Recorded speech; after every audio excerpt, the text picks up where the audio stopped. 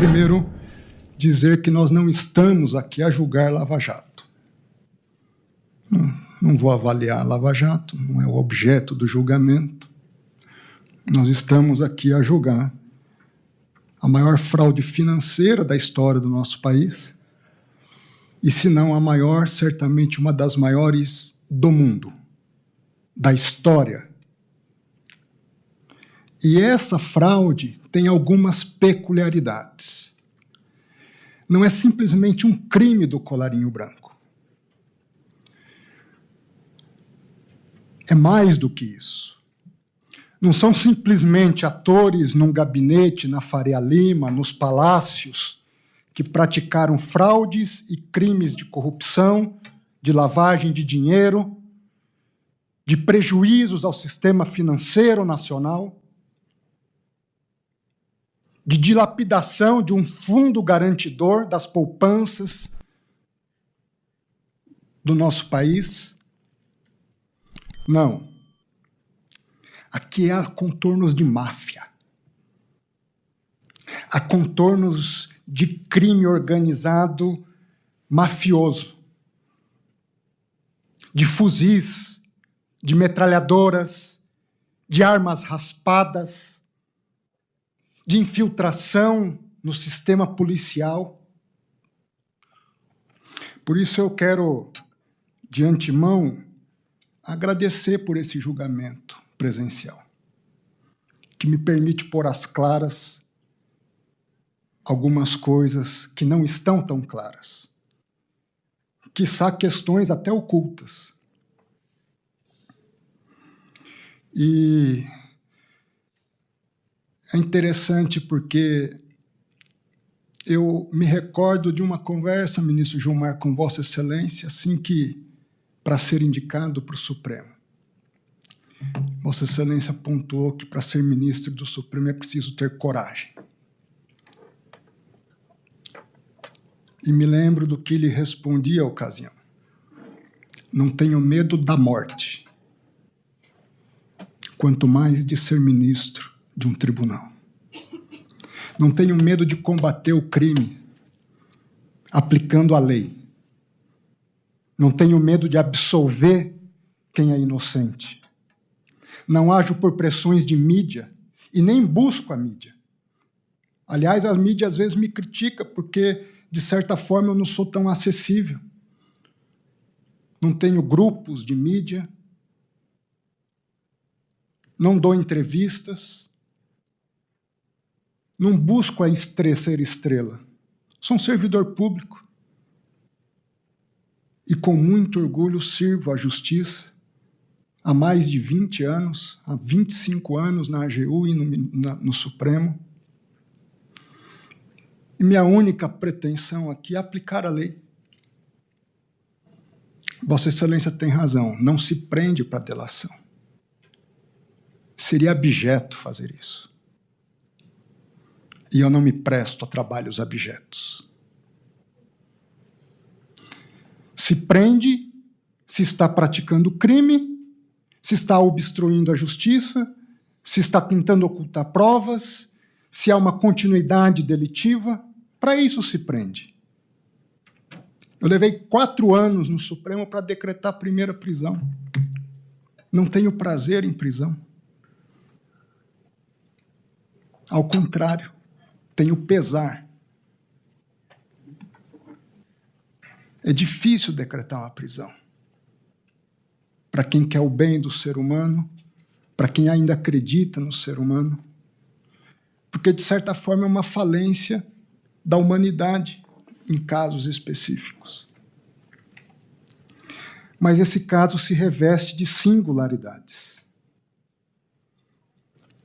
E eu queria apontar algumas 5 singularidades. Antes de adentrar em questões específicas sobre possíveis vazamentos. Nos meus autos, todo vazamento é apurado.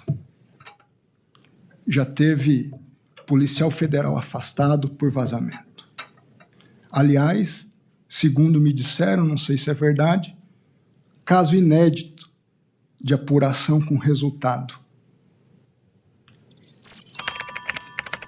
Ao mesmo tempo, quando havia risco de vazamento na CPI, eu imediatamente mandei devolver o material para a Polícia Federal, para evitar vazamentos.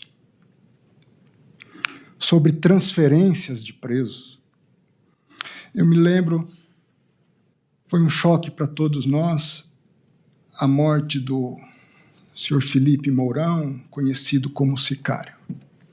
Me custou acreditar que fosse um suicídio.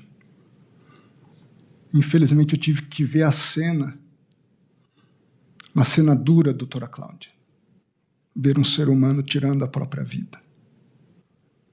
Lamentável, mandamos investigar, ministro Cássio,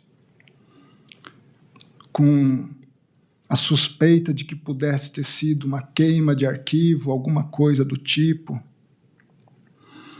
mas todos os indicativos até agora da Polícia Federal indicam que não foi isso, que foi um ato voluntário dele. As razões nós não sabemos ao certo, mas não há um elemento de instigação que tenha sido verificado para a prática de um ato atentatório contra a própria vida. Naquele momento, a Polícia Federal, muito preocupada, entra em contato com o meu gabinete, comigo. Como nós não sabíamos, o que se sabia, ministro Cássio, é que havia envolvimento de um crime organizado pesado, uma turma com sicário, com policiais federais infiltrados na organização criminosa, com um grupo de hackers, ainda todos desconhecidos. Era com o risco da integridade física de Daniel Vorcara. E, num ato momentâneo, a Polícia Federal pede para que ele vá para um presídio federal, porque não se sabia a penetração desse crime organizado todo. Às vezes é uma comida envenenada, às vezes é uma água, e se apaga uma pessoa ou se apaga um arquivo. Tomei a decisão única e exclusivamente para preservá-lo naquele momento. Uma decisão dura, mandar para o presídio federal. Tomo a decisão, chamo os advogados e digo o seguinte para os advogados. Diante do quadro atual, se os senhores têm segurança da integridade física do cliente dos senhores, em um outro local eu transfiro. Os próprios advogados, nós não temos também, ministro. Então, assim que nós tivermos o melhor esclarecimento das coisas, na primeira oportunidade eu devolvo ele para um sistema menos rígido. Foi por isso que ele foi para lá, ministro Gilmar. Para preservar uma vida humana, por mais duro que fosse.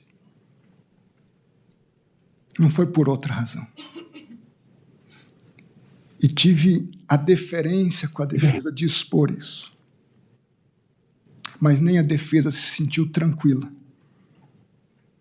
de que em outro local o cliente deles estivesse seguro.